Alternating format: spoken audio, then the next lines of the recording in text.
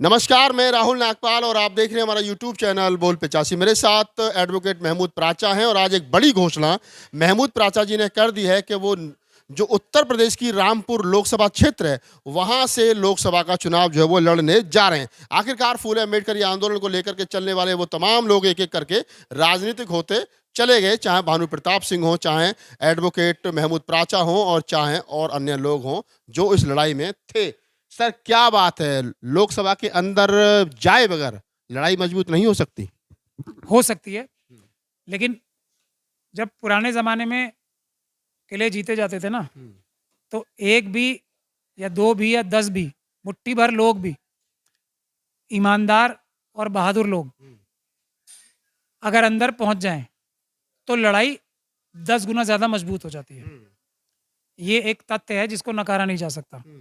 तो इसमें कोई शक नहीं है कि मेंबर ऑफ पार्लियामेंट या असेंबली का मेंबर बनने के बाद जो सच्चे अम्बेडकरवादी होंगे वो अम्बेडकरवाद की लड़ाई ज़्यादा मजबूती से लड़ पाएंगे।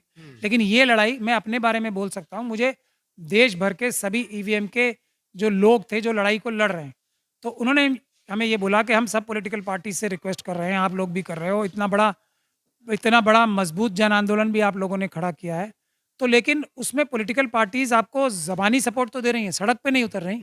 तो कहीं ये ईवीएम की आवाज़ बिल्कुल दबी ना जाए चुनाव के शोर में, तो ये ईवीएम की आवाज़ ना दब पाए, ईवीएम की लड़ाई जारी रहे। तो कोई एक ऐसी सीट लड़िए, पे चुनाव लड़िए जहाँ पे आप ईवीएम के अंदर जाके हरा पाएँ और आरएसएस और बीजेपी के खिलाफ जो मोर्चा है उसका कोई नुकसान भी ना हो पाए। तो ये एक ऐसी सीट इसलिए चुनी गई है जो बीजेपी जीती हुई है, जहाँ पे आरएसएस और बीजेपी सबसे ज़्यादा बदतमीजी करती है, जहाँ पे शेड्यूल कास्ट और माइनॉरिटीज़ के साथ सबसे ज़्यादा अत्याचार होते हैं, जहाँ पे लोगों को पुलिस प्रशासन के माध्यम से घरों से निकलने नहीं दिया जाता वोट देने के लिए। वहाँ पे एक आयरन की दीवार, लोहे की संविधानिक दीवार बन के खड़े होने के लिए, लोगों को चुनाव में बाहर निकलने के लिए और प्रशासन और पुलिस को गैर कानूनी काम करने के रोकने के लिए आप एक सबसे मजबूत व्यक्ति माने जाते हो। तो इसलिए आपको ये लड़ाई लड़नी चाहिए। लेकिन हमारा पहला मुद्दा यही है कि हम अब भी पूरी जान लगाएंगे कि ईवीएम से चुनाव ना हो। अभी भी हमारे तर्कश में बहुत तीर बाकी हैं जो आने वाले समय में आपको नजर आएंगे कि पेपर बैलेट से ही चुनाव हो और कम से कम ईवीएम की आवाज़ पूरे चुनाव में दब नहीं जाएगी।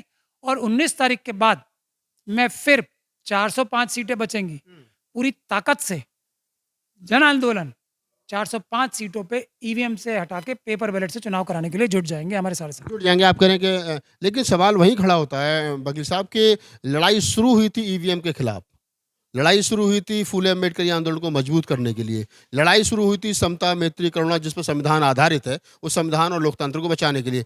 अब ईवीएम से ही वोट मांगी जाएंगी, ईवीएम से ही महमूद प्राचा के लिए वोट पड़ेंगे। कहीं ऐसा तो नहीं होगा कि कल को जब महमूद प्राचा चुनाव हार गए बाई द वे, तो ये कहें कि साहब ईवीएम में गड़बड़ी नहीं तो मैं तो जीत जाता? बिल्कुल ये कहेंगे ही, बिल्कुल कहेंगे 100%। मैं कभी भी गलत बयानी नहीं करता और सीधे सवालों का सीधा जवाब देने का आदी हूँ। हम इसीलिए कह रहे हैं, इसीलिए हम ईवीएम हटाने की लड़ाई लड़ेंगे। मैं आपको एक और मज़ेदार बताता हूँ। आप तो आपने हारने की बात बताई, अगर मैं जीत गया, जिसके चांस भी हैं, क्योंकि ईवीएम के अंदर भी घुस के कुछ सीटों पे ईवीएम को आराम से हराया जा सकता है, क्योंकि 20% तक चोरी के वोट आरएसएस और बीजेपी लेती है इससे। अगर हम 20% वोट उनके और उनके जेन्युइन वोटों को मिला के भी जितने वोट पड़ते हैं उससे भी ज़्यादा वोट ले लें तो ईवीएम को हराया जा सकता है। एक बात ये, लेकिन मैं अगर जीत गया बाई चांस, ठीक है, हमारी शुभकामनाएं। आपकी शुभकामनाएं और एक बहुत अच्छी पॉसिबिलिटी भी है यहाँ पर, क्योंकि शेड्यूल कास्ट और माइनॉरिटीज़ का कॉम्बिनेशन ऐसा है यहाँ पे और संविधानवादियों का कॉम्बिनेशन ऐसा है यहाँ पे। तो अगर मैं जीत जाऊंगा तो ये मेरी ज़बान है और वादा है, जीतने के जिस दिन मेरे हाथ में सर्टिफिकेट आएगा उस दिन मैं चुनाव आयोग को ये आप लोगों को बुला के कहूँगा कि अब मैं ये कहता हूँ कि मैं जीत गया हूँ ना, आप दोबारा चुनाव कराओ पेपर बैलेट के माध्यम से, मैं इससे ज़्यादा डबल मार्जिन से जीतूंगा। ये मेरा वादा है और मैं रिज़ाइन करने का ऑफर करूंगा। और ईवीएम की लड़ाई ही मेरा पहला मुद्दा रहेगी जब तक मैं जिंदा हूँ। और मुझे उम्मीद है कि अगर मैं पार्लियामेंट में चला गया तो मैं पार्लियामेंट नहीं चलने दूंगा। जब तक ईवीएम से चुनाव हो रहा है मैं ईवीएम से चुनाव नहीं होने दूंगा। ये मेरे वादा है और मैं वादा अपना कोई तोड़ता नहीं हूँ, कोई ऐसी बात नहीं कहता जिस पे मैं पूरा ना उतरूँ। ये मैं फिर वादा कर रहा हूँ। रामपुर ही क्यों चुना? आजम खान साहब वहाँ मुस्लिम बड़े फेस हैं, आजकल जेल में हैं। आपको लगता है कि उनका जेल में जाना और जो मुस्लिमों के प्रति सिंपैथी है उससे आपको कुछ बेनिफिट मिलेगा? नहीं, देखिए, रामपुर को हमारे सभी साथियों ने बहुत सोच समझ के चुना है। बहुत 2-3 दिन से मंत्रणा चल रही थी। संभल का बोला जा रहा था मुझे वहाँ से लड़ो आप। मुरादाबाद का बोला जा रहा था वो ज़्यादा आसान सीटें हैं। जो आप ये मुस्लिम वोटों की बात कर रहे हैं ना, संभल मुरादाबाद को ज़्यादा आसान बताया जा रहा था यूपी में। और यूपी में ही मुझे उतारना भी इसलिए ज़रूरी था क्योंकि यूपी सबसे मुश्किल जगह मानी जाती है देश की। इसीलिए मेरे लिए ये भी तय किया कि आपको हम आग के दरिया में उतारना चाहते हैं जहाँ पे सबसे ज़्यादा आग लगी है। तो यूपी चुना गया। यूपी में भी सबसे कम सेफ सीट जो भारतीय जनता पार्टी जीत चुकी है, जहाँ पे आतंक का माहौल आजम खान साहब जैसे नेता के ऊपर बना के ये हालत कर दी कि वो खुद चुनाव भी नहीं लड़ सकते हैं। तो वहाँ पे लड़ने का वजह भी यही थी कि ये जो पुलिस प्रशासन अपराध कर रही है उसको रोकने के लिए भारत में मैं सबसे अच्छे मजबूत लोगों में से एक माना जाता हूँ। तो इसलिए वहाँ का चुना गया। दूसरा, जो शेड्यूल कास्ट कम्युनिटी के ऊपर और माइनॉरिटीज़ के ऊपर जुल्म हो रहे हैं वो भी उत्तर प्रदेश में सबसे ज़्यादा रामपुर में हो रहा है। रामपुर में अभी-अभी आप लोगों ने देखा होगा एक शेड्यूल कास्ट बच्चे को गोली मार के मार दिया गया बाबा साहब की तस्वीर लगाने पे और उसकी अंत्येष्टि भी नहीं करने दी, उसको जला दिया पुलिस प्रशासन ने। उसका मुकदमा भी मैंने डाल दिया है। एक पीआईएल जो लखनऊ हाई कोर्ट में पेंडिंग है उसमें एप्लीकेशन लगा दी है। वो भी उस केस की पीआईएल है जो हाथरस का केस था जिसमें यही घटना हुई थी कि पुलिस प्रशासन ने बच्ची का शव अंत्येष्टि नहीं होने दी थी, उसको जला दिया गया था। उसमें हाई कोर्ट ने गाइडलाइंस जारी की थी कि ऐसा घटना दोबारा नहीं होगी। इसीलिए रामपुर के केस में हमने वो मुकदमा डाल दिया ऑलरेडी। तो ये जो बड़े-बड़े अपराध हो रहे हैं वहाँ भी मुझे उतारना इसलिए भी हमारी सारे साथियों ने ज़रूरी समझा। रामपुर में पिछली बार आरोप लगा के शेड्यूल कास्ट और कमजोर तबके को पुलिस प्रशासन ने जो है वो वोट नहीं डालने दिया, उनको घर से नहीं निकलने दिया। यही कारण रहा कि वहाँ पर वोट और परसेंटेज जो है वो कम रह गया। आपको लगता है कि आप उन लोगों के दिमाग से उस डर को निकाल पाओगे, उनमें लड़ने की क्षमता जो वो पैदा कर पाओगे? यही तो मेरा इतिहास है, यही मेरा कैरेक्टर है जिसकी वजह से मुझे जाना जाता है। वरना मेरे अंदर कोई वकील तो बहुत हैं, कोर्ट के अंदर जो अच्छी बहस करते हैं, मेरे अलावा भी बहुत हैं। लेकिन कोर्ट के बाहर, कोर्ट जैसी बहस करके ज़मीन पे लड़ाई जीतना, वो देश में सिर्फ मुझे ही माना जाता है। इसीलिए तो मुझे उतारा गया ये भी सोच समझ के कि पुलिस और प्रशासन के सामने अदालत में जाने से पहले ही जो कोई रिलीफ लाने वाला व्यक्ति है एक देश में, उसमें मुझे सबसे बड़ा व्यक्ति माना जाता है। इसीलिए तो मुझे उतारा जा रहा है कि ये डर मैं नॉमिनेशन के तुरंत 1-2 दिन के अंदर निकालने की कोशिश करूँगा और निकल भी जाएगा। क्योंकि भारत का संविधान चलेगा, किसी की गुंडागर्दी वर्दी वाले की या किसी नेता की चलने नहीं देंगे, ये गारंटी है। या तो मैं ज़िंदा रहूँगा और या तो ये मुझे मार देंगे या फिर संविधान से देश चलेगा, कानून से देश चलेगा, डंडे से देश नहीं चलाने देंगे। आप कह रहे हो कि संविधान से देश चलेगा, कानून से देश ये चलेगा। रामपुर में साबित कर दूँगा मैं, ये मेरी गारंटी है ये। लेकिन अभी भी बीजेपी और आरएसएस के जो लोग हैं वो तो यही कह रहे हैं कि हम तो संविधान को मानते हैं और संविधान से ही देश चल रहा है। तो यही मैं कह रहा हूँ, जो वो बोलते हैं वो करेंगे भी। झूठ बोल के निकल नहीं लेंगे। संविधान से और कानून से ही देश चलेगा और रामपुर में मैं ये साबित करके दिखा दूँगा। आप कितनी ताकत लग कितने बुलडोज़र ले आना, कितनी लाठियाँ, कितनी बंदूकें, कितने आंसू गैस के गोले ले आना, नहीं करने दूँगा वो मैं, ये मेरी गारंटी है अगर मैं ज़िंदा रहा तो। पिछले कई सालों में देखा गया है कि आपने जिस प्रकार से कोर्ट में लड़ाई लड़ी, बहुत सारे मुकदमों का जिक्र यहाँ किया जा सकता है, लेकिन रोड पर जो आपके नेतृत्व में जो लड़ाई लड़ी गई, चाहे ईवीएम की हो, चाहे रितु का मामला हो, चाहे अन्य और बहुत सारे मामले हों, वो आपने लड़े हैं और लोगों में आपने संविधान के प्रति, अधिकारों के प्रति जो है वो चेतना पैदा की है। एक अम्बेडकरवादी वकील के रूप में आपकी पहचान शायद हमने अपने जीवन में पहली बार कोई अम्बेडकरवादी वकील महमूद प्राचा जो है उनके रूप में देखे हैं। आपको लगता है कि बाबा साहब डॉक्टर अम्बेडकर के फॉलोवर या बाबा साहब डॉक्टर अम्बेडकर के साथ जो अपने आप को जो जुड़ाव मानते हैं, उन लोगों का जो समर्थन है वो आपको मिलेगा रामपुर? 100% मुझे लगता है 100%। एक भी अम्बेडकरवादी, एक भी संविधानवादी ऐसा नहीं होगा जो मेरे साथ तन, मन और धन से ना लगे रहे। ये टेस्ट है। जो आपको वहाँ नज़र आएगा वो कम से कम सर्टिफाइड गोल्ड स्टैंडर्ड का अम्बेडकरवादी है। क्योंकि मेरी बहुत मुश्किल लड़ाई होने वाली है वहाँ पे, सब जानते हैं। जो आप जा रहे हैं नॉमिनेशन के लिए 26 तारीख को 26 मार्च को।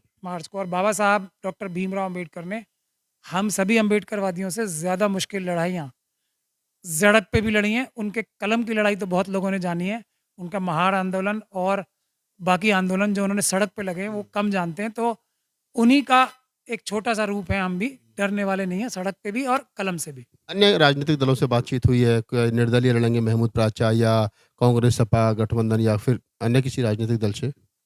नहीं देखिए, बिल्कुल ऐसी बात नहीं हुई है। हम लोग तो एक आग के दरिया में मुझे कुदाया जा रहा है, सब अम्बेडकरवादियों ने, क्योंकि हम अम्बेडकरवादी हैं, संघर्षों के आदी हैं। यही नारा हमारा होता है, तो संघर्ष में मुझे एक जंप लगवाई गई है, मुश्किल संघर्ष में।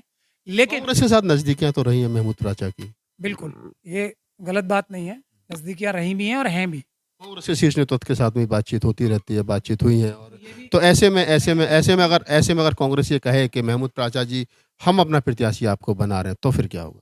नहीं, कांग्रेस तो बना ही नहीं सकती ना अभी। बिल्कुल नहीं बना सकती कांग्रेस अपना, क्यों नहीं बना सकते? क्योंकि वहाँ तो सपा, सपा कांग्रेस का गठबंधन, सपा अगर कहे तो। अगर सपा और कांग्रेस मान जाएँ, तो फिर ईवीएम को अंदर घुस के मैंने हरा दिया। ईवीएम के अंदर जाके मैंने ईवीएम को हरा दिया, ये मैं वादा करता हूँ ऊपर वाले ने चाहा तो, ये तो हो गया फिर। लेकिन अगर वो, मैं ये देखिए, ये दोनों दोनों एंडेड बात होती है। अगर सपा और कांग्रेस को ऐसा लगता है कि ये लड़ाई, मुश्किल लड़ाई, रामपुर की मुश्किल और खतरनाक लड़ाई, मुझसे बेहतर कैंडिडेट उनके पास कोई है, वो लड़ के जीत सकता है, तो अभी तो मैंने नॉमिनेशन भी नहीं भरा है ना, मुझसे बात कर ले, मैं विड्रॉ कर लूँगा कैंडिडेट। अगर वो मुझे कन्विंस कर पाते हैं या मैं उन्हें कन्विंस कर पाता हूँ, तो मैं विड्रॉ कर लूँगा, नहीं तो नॉमिनेशन विड्रॉ करने का टाइम तो अभी भी होता है। मेरी लड़ाई बुनियादी तौर पे पार्लियामेंट में जाना मेरी, और मैं आपको क्लियर कर दूँ, मेरी बहुत बड़ी इच्छा है कि मैं पार्लियामेंट में जाऊँ और जो लड़ाई मैं सड़क पे लड़ रहा हूँ, उसको 10 गुना ज़्यादा मजबूती से लड़ूँ। लेकिन मैं इस इच्छा को नीचे कर सकता हूँ, अगर ईवीएम की लड़ाई जीती जा सके। मुझसे आज सारी पॉलिटिकल पार्टीज़ ये वादा कर लें कि हम सड़क पे उतर के लड़ाई लड़ना चाहते हैं, आपके साथ मिलके सड़क पे लाठी, डंडे, गोली खाने को तैयार हैं ईवीएम रुकवाने के लिए, तो मैं अभी अपना कैंडिडेचर विड्रॉ कर लूँगा, क्योंकि वो ईवीएम को रोकने के लिए बड़ी लड़ाई हो जाएगी। दूसरी बात, मैं आपके मुँह पे ये बात नहीं कहना चाहता, और डॉक्टर रितु और दूसरे तमाम संघर्ष करने वाले लोग जो हैं, जो वो मुश्किल हालात में अच्छा बोलने वाले, लड़ाई करने वाले, पुलिस का मुकाबला करने वाले लोग ऐसे बहुत सारे हैं, जिनका मुकाबला अगर ये जो 543 हमारे या बहुत सारे एमपी जो बीजेपी और आरएसएस के नहीं हैं, उनसे सामने रख के मुकाबला किया जाए, तो ये अगर लोग पार्लियामेंट में होंगे, तो विपक्ष की लड़ाई और आरएसएस और बीजेपी के खिलाफ लड़ाई 10 गुना मजबूत हो जाएगी। ये मेरा मानना है, मेरा खुला ऐलान भी है ये। मैं ये चाहता हूँ कि ये सारी पॉलिटिकल पार्टीज़ हम लोगों की भी थोड़ी बहुत सलाह लें। हम लोग नीचे सड़क पे जाके डंडे लाठी खाते हैं। हम लोग ऐसे लोगों को जानते हैं, जो लोग इन्हीं की पार्टीज़ के अंदर भी जाके ऐसी लड़ाई लड़ेंगे जो शायद इनके कार्यकर्ता नहीं लड़ पा रहे हैं आज। तो हम, हमारा और हमारे लोग ऐसे हैं जो जान जाएगी, लेकिन आरएसएस और बीजेपी के साथ नहीं जाएँगे। हमारे पास ऐसे लोगों का समूह है, और हम लोगों ने उन लोगों को ऐसे टाइम पे आइडेंटिफ़ाई किया जब गोली सामने होती थी, जब लाठी सामने होती थी। आपने रिपोर्टिंग की है ना डॉक्टर रितु की, में लाठियाँ खाते-खाते आपने रिपोर्टिंग की है। भाग जाते आप भी, भागे। तो अगर मैं आपके मुँह पे ये बात नहीं कहना चाहता कि अगर आप जैसे दूसरे जर्नलिस्ट थे जिन्होंने लाठियाँ खाते-खाते कवर किया रितु का आंदोलन, हमारे आंदोलन ईवीएम के आंदोलन, गिरफ्तार भी हुई है। हाँ, बताइए, पत्रकार गिरफ्तार भी हुए। तो ये लोग क्या किसी भी लालच में, किसी भी दबाव में आरएसएस और बीजेपी के आएँगे? ये लोग चुन के भी आएँगे, तो क्या ये किसी लालच में आके अम्बेडकरवाद छोड़ के पैसे लेके या डर से चले जाएँगे? तो ये एसेट्स होंगे सभी पॉलिटिकल पार्टीज़ के लिए। ये मेरी इच्छा है, ये मेरा सपना है कि मैं ऐसे कैंडिडेट्स, अगर मुझसे पूछा जाए, तो सभी पार्टियों को दूँ। और मैं कोशिश भी कर रहा हूँ, कर भी रहा हूँ, करना भी चाहता हूँ कि ऐसे-ऐसे अच्छे-अच्छे नगीने मौजूद हैं, जिनका इस्तेमाल करें। आपकी अपनी पार्टीज़ 10 गुना मजबूत हो जाएँगी रातों-रात। चलिए, तो आप एडवोकेट महमूद प्राचा हैं और अम्बेडकरवादी वकील। मैंने उनके परिचय में बहुत सारी बातें बताई और तमाम सोशल मीडिया प्लेटफॉर्म पर उनके बारे में आपको बहुत सारी जानकारी मिल जाएगी। उनसे बातचीत करने का मकसद सिर्फ इतना ही था कि रामपुर लोकसभा क्षेत्र, जो पश्चिमी उत्तर प्रदेश प्रदेश का क्षेत्र है, मुस्लिम और दलित बाहुल है, वहाँ से महमूद प्राचा साहब जो वो लोकसभा 2024 का चुनाव लड़ने जा रहे हैं। हमारी शुभकामनाएं तमाम अम्बेडकरवादियों की उनके साथ है। हम चाहते हैं कि उनके जैसे लोग, चंद्रशेखर रावण जैसे लोग, राहुल नागपाल जैसे लोग और तमाम वो लोग जो रितु जैसे लोग, और ये मेरा भी सपना है कि राहुल नागपाल जी एक दिन पार्लियामेंट में हों, और अगर मैं जिंदा रहा तो मैं ये सपना पूरा करके मरूंगा। चलिए सर, आपके लिए बहुत बहुत आभार। क्या आपने तो इस वीडियो को मैंने जैसे बताया कि तमाम वो लोग लोकसभा में और राज्यसभा में जाएं, ताकि लोक जमहूरियत को बचाया जा सके, बाबा साहब डॉक्टर अम्बेडकर के सपने को बचाया जा सके। इस पूरी बातचीत के बारे में आपकी क्या प्रतिक्रिया में कमेंट सेक्शन में बताइए। धन्यवाद।